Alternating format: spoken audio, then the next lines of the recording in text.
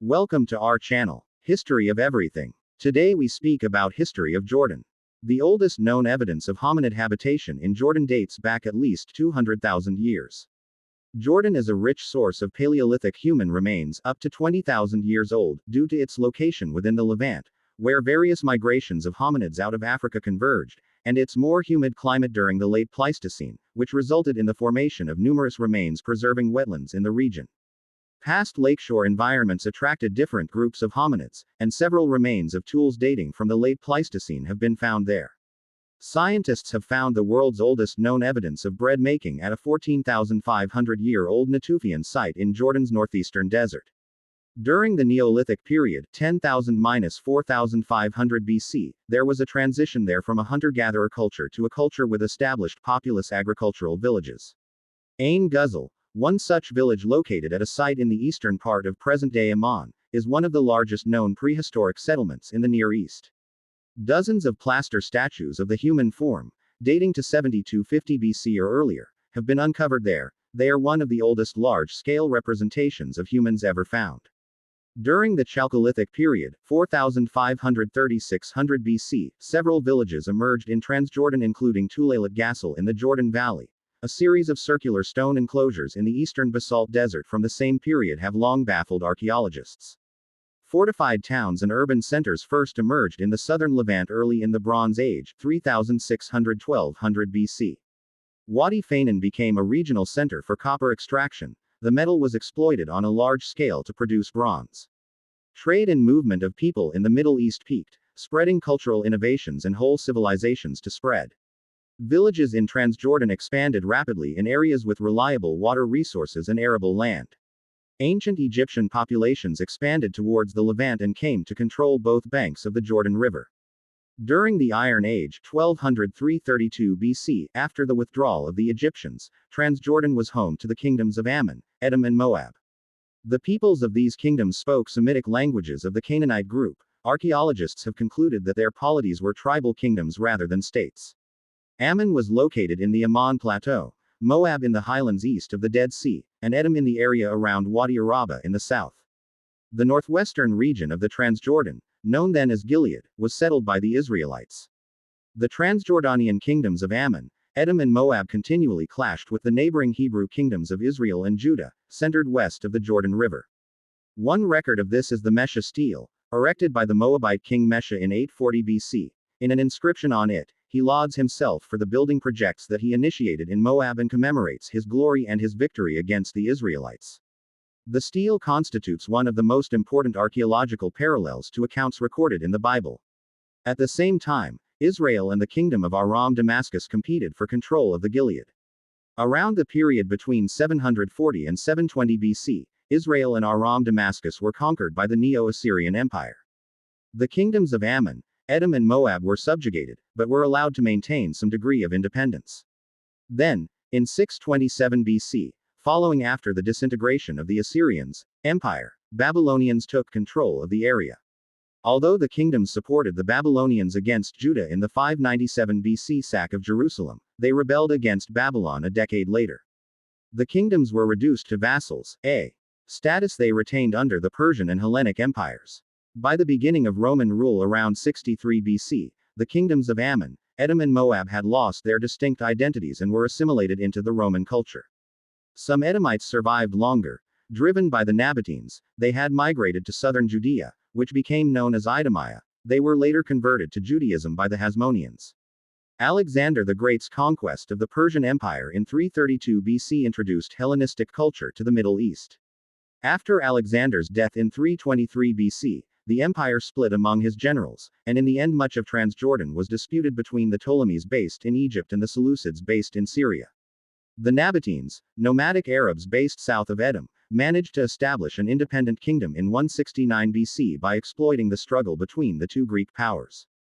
The Nabatene kingdom controlled much of the trade routes of the region, and it stretched south along the Red Sea coast into the Hejaz Desert, up to as far north as Damascus, which it controlled for a short period 85–71 BC. The Nabateans amassed a fortune from their control of the trade routes, often drawing the envy of their neighbors. Petra, Nabataea's barren capital, flourished in the 1st century AD, driven by its extensive water irrigation systems and agriculture. The Nabateans were also talented stone carvers, building their most elaborate structure, Al-Khazna, in the 1st century AD. It is believed to be the mausoleum of the Arab Nabatean king Aretas IV. Roman legions under Pompey conquered much of the Levant in 63 BC, inaugurating a period of Roman rule that lasted 4 centuries. In 106 AD, Emperor Trajan annexed Nabatea unopposed, and rebuilt the King's Highway, which became known as the Via Traiana Nova Road. The Romans gave the Greek cities of Transjordan, Philadelphia, Amman, Gerasa, Jerash, Gedera, Keys, Pella, Tabakat Fall, and Arbela Irbid, and other Hellenistic cities in Palestine and southern Syria, a level of autonomy by forming the Decapolis, a 10-city league. Jerash is one of the best preserved Roman cities in the east. It was even visited by Emperor Hadrian during his journey to Palestine. In 324 AD, the Roman Empire split and the Eastern Roman Empire, later known as the Byzantine Empire, continued to control or influence the region until 636 AD. Christianity had become legal within the empire in 313 AD after Emperor Constantine the Great converted to Christianity. The Edict of Thessalonica made Christianity the official state religion in 380 AD. Transjordan prospered during the Byzantine era, and Christian churches were built everywhere. The Aqaba Church in Ayla was built during this era. It is considered to be the world's first purpose-built Christian church. 50 Ar Rosses in southern Amman contains at least 16 Byzantine churches. Meanwhile, Petra's importance declined as sea trade routes emerged, and after a 363 earthquake destroyed many structures, it declined further, eventually being abandoned. The Sasanian Empire in the east became the Byzantines, rivals, and frequent confrontations sometimes led to the Sassanids controlling some parts of the region, including Transjordan. In 629 AD, during the Battle of Muta in what is today Karak Governorate, the Byzantines and their Arab Christian clients, the Ghassanids, staved off an attack by a Muslim Rashidun force that marched northwards towards the Levant from the Hejaz in modern-day Saudi Arabia. The Byzantines, however, were defeated by the Muslims in 636 AD at the decisive Battle of Yarmouk just north of Transjordan. Transjordan was an essential territory for the conquest of Damascus. The first, or Rashidun, caliphate was followed by that of the Umayyads, 661 to 750. Under the Umayyad Caliphate, several desert castles were constructed in Transjordan, including Qasr al-Emshada and Qasr al-Halabat. The Abbasid Caliphate's campaign to take over the Umayyads began in a village in Transjordan known as Humayma. A powerful 749 AD earthquake is thought to have contributed to the Umayyads' defeat to the Abbasids, who moved the Caliphate's capital from Damascus to Baghdad. During Abbasid rule, 750 to 969, several Arab tribes moved northwards and settled in the Levant. As had happened during the Roman era, growth of maritime trade diminished Transjordan's central position, and the area became increasingly impoverished. 56 After the decline of the Abbasids, Transjordan was ruled by the Fatimid Caliphate, 969-1070, then by the Crusader Kingdom of Jerusalem, 1115-1187. The Crusaders constructed several Crusader castles as part of the lordship of Ultrajordain, including those of Montreal and Al-Karak. The Ayyubids built the Aylan Castle and rebuilt older castles, to be used as military outposts against the Crusaders. During the Battle of Hattin, 1187, near Lake Tiberias just north of Transjordan, the Crusaders lost to Saladin, the founder of the Ayyubid dynasty, 1187-1260. Villages in Transjordan under the Ayyubids became important stops for Muslim pilgrims going to Mecca who traveled along the route that connected Syria to the Hejaz. Several of the Ayyubid castles were used and expanded by the Mamluks, 1260-1516, who divided Transjordan between the provinces of Karak and Damascus. During the next century, Transjordan experienced Mongol attacks, but the Mongols were ultimately repelled by the Mamluks after the Battle of Ain Jalut, 1260. In 1516, the Ottoman Caliphate's forces conquered Mamluk territory. Agricultural villages in Transjordan witnessed a period of relative prosperity in the 16th century, but were later abandoned. Transjordan was of marginal importance to the Ottoman authorities. As a result, Ottoman presence was virtually absent and reduced to annual tax collection visits. More Arab Bedouin tribes moved into Transjordan from Syria and the Hejaz during the first 3 centuries of Ottoman rule, including the Adwan, the Bani Sakr and the Hawaitat. These tribes laid claims to different parts of the region, and with the absence of a meaningful Ottoman authority, Transjordan slid into a state of anarchy that continued until the 19th century. This led to a short-lived occupation by the Wahhabi forces 1803-1812, an ultra-Orthodox Islamic movement that emerged in Najd, in modern-day Saudi Arabia. Ibrahim Pasha, son of the governor of the Egypt Ayalit under the request of the Ottoman Sultan, rooted out the Wahhabis by 1818. In 1833 Ibrahim Pasha turned on the Ottomans and established his rule over the Levant. His oppressive policies led to the unsuccessful Peasants' Revolt in Palestine in 1834. Transjordanian cities of Asalt and Al-Karak were destroyed by Ibrahim Pasha's forces for harboring a Peasants' Revolt leader. Egyptian rule was forcibly ended in 1841, with Ottoman rule restored. Only after Ibrahim Pasha's campaign did the Ottoman Empire try to solidify its presence in the Syria Vilayet, which Transjordan was part of. A series of tax and land reforms, Tanzimat, in 1864 brought some prosperity back to agriculture and to abandoned villages. The end of virtually autonomy predictably provoked a backlash in other areas of Transjordan. Muslim Circassians and Chechens, fleeing Russian persecution, sought refuge in the Levant. In Transjordan and with Ottoman support, Circassians first settled in the long-abandoned vicinity of Amman in 1867, and later in the surrounding villages. After having established its administration, conscription and heavy taxation policies by the Ottoman authorities led to revolts in the areas it controlled. Transjordan's tribes in particular revolted during the Shubak, 1905, and the Karak revolts, 1910, which were brutally suppressed. The construction of the Hejaz Railway in 1908 stretching across the length of Transjordan and linking Damascus with Medina helped the population economically, as Transjordan became a stopover for pilgrims. However, increasing policies of Turkification and centralization adopted by the Ottoman Empire disenchanted the Arabs of the Levant. 4 centuries of stagnation during Ottoman rule came to an end during World War I by the 1916 Arab Revolt, driven by long-term resentment towards the Ottoman authorities and growing Arab nationalism. The revolt was led by Sharif Hussein of Mecca, and his sons Abdullah, Faisal and Ali, members of the Hashemite family of the Hejaz. Locally, the revolt garnered the support of the Transjordanian tribes, including Bedouin, Circassians and Christians. The allies of World War I, including Britain and France, whose imperial interests converged with the Arabist cause, offered support. The revolt started on 5 June 1916 from Medina and pushed northwards until the fighting reached Transjordan in the Battle of Aqaba on 6 July 1917. The revolt reached its climax when Faisal entered Damascus in October 1918, and established an Arab-led military administration in Oeta East, later declared as the Arab Kingdom of Syria, both of which Transjordan was part of. During this period, the southernmost region of the country, including Ma'an and Aqaba, was also claimed by the neighboring kingdom of Hejaz.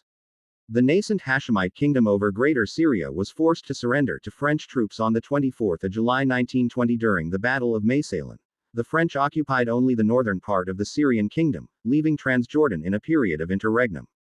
Arab aspirations failed to gain international recognition, due mainly to the secret 1916 Sykes-Picot Agreement, which divided the region into French and British spheres of influence, and the 1917 Balfour Declaration, in which Britain announced its support for the establishment of a national home for Jews in Palestine. This was seen by the Hashemites and the Arabs as a betrayal of their previous agreements with the British, including the 1915 McMahon-Hussein Correspondence, in which the British stated their willingness to recognize the independence of a unified Arab state stretching from Aleppo to Aden under the rule of the Hashemites. The British High Commissioner, Herbert Samuel, traveled to Transjordan on 21 August 1920 to meet with Assalt's residents. He there declared to a crowd of 600 Transjordanian notables that the British government would aid the establishment of local governments in Transjordan, which is to be kept separate from that of Palestine. The second meeting took place in Qais on 2 September, where the British government representative Major Fitzroy Somerset received a petition that demanded an independent Arab government in Transjordan to be led by an Arab prince, Amir, land sale in Transjordan to Jews be stopped as well as the prevention of Jewish immigration there, that Britain establish and fund a national army, and that free trade be maintained between Transjordan and the rest of the region. Abdullah, the second son of Sharif Hussein, arrived from Hejaz by train in Ma'an in southern Transjordan on 21 November 1920 to redeem the greater Syrian kingdom his brother had lost. Transjordan then was in disarray, widely considered to be ungovernable with its dysfunctional local governments. Abdullah gained the trust of Transjordan's tribal leaders before scrambling to convince them of the benefits of an organized government. Abdullah's successes drew the envy of the British, even when it was in their interest. The British reluctantly accepted Abdullah as ruler of Transjordan after having given him a 6-month trial. In March 1921, the British decided to add Transjordan to their mandate for Palestine, in which they would implement their Sharifian solution policy without applying the provisions of the mandate dealing with Jewish settlement. On the 11th of April 1921, the Emirate of Transjordan was established with Abdullah as emir. In September 1922, the Council of the League of Nations recognized Transjordan as a state under the terms of the Transjordan Memorandum. Transjordan remained a British mandate until 1946, but it had been granted a greater level of autonomy than the region west of the Jordan River. Multiple difficulties emerged upon the assumption of power in the region by the Hashemite leadership. In Transjordan, small local rebellions at Qura in 1921 and 1923 were suppressed by the emir's forces with the help of the British. Wahhabis from Najd regained strength and repeatedly raided the southern parts of his territory in 1922-1924, seriously threatening the emir's position. The emir was unable to repel those raids without the aid of the local Bedouin tribes and the British, who maintained a military base with a small RAF detachment close to Amman. The Treaty of London, signed by the British government and the Emir of Transjordan on the 22nd of March 1946, recognized the independence of the state upon ratification by both countries' parliaments. On the 25th of May 1946, the day that the treaty was ratified by the Transjordan Parliament, Transjordan was raised to the status of a kingdom under the name of the Hashemite Kingdom of Jordan in Arabic, with Abdullah as its first king, although it continued to be referred to as the Hashemite Kingdom of Transjordan in English until 1949. The 25th of May is now celebrated as the nation's Independence Day, a public holiday. Jordan became a member of the United Nations on the 14th of December 1955. On the 15th of May 1948, as part of the 1948 Arab-Israeli War, Jordan intervened in Palestine together with many other Arab states. Following the war, Jordan controlled the West Bank, and on the 24th of April 1950 Jordan formally annexed these territories after the Jericho Conference. In response, some Arab countries demanded Jordan's expulsion from the Arab League. On the 12th of June 1950, the Arab League declared that the annexation was a temporary, practical measure and that Jordan was holding the territory as a trustee, pending a future settlement. King Abdullah was assassinated at the Al-Aqsa Mosque in 1951 by a Palestinian militant, amid rumors he intended to sign a peace treaty with Israel. Abdullah was succeeded by his son Talal, who would soon abdicate due to illness in favor of his eldest son Hussein. Talal established the country's modern constitution in 1952. Hussein ascended to the throne in 1953 at the age of 17. Jordan witnessed great political uncertainty in the following period. The 1950s were a period of political upheaval, as Nasserism and Pan-Arabism swept the Arab world. On the 1st of March 1956, King Hussein Arabized the command of the army by dismissing a number of senior British officers, an act made to remove remaining foreign influence in the country. In 1958, Jordan and neighboring Hashemite Iraq formed the Arab Federation as a response to the formation of the rival United Arab Republic between Nasser's Egypt and Syria. The union lasted only 6 months, being dissolved after Iraqi King Faisal II, Hussein's cousin, was deposed by a bloody military coup on the 14th of July 1958. Jordan signed a military pact with Egypt just before Israel launched a preemptive strike on Egypt to begin the Six-Day War in June 1967, where Jordan and Syria joined the war. The Arab states were defeated and Jordan lost control of the West Bank to Israel.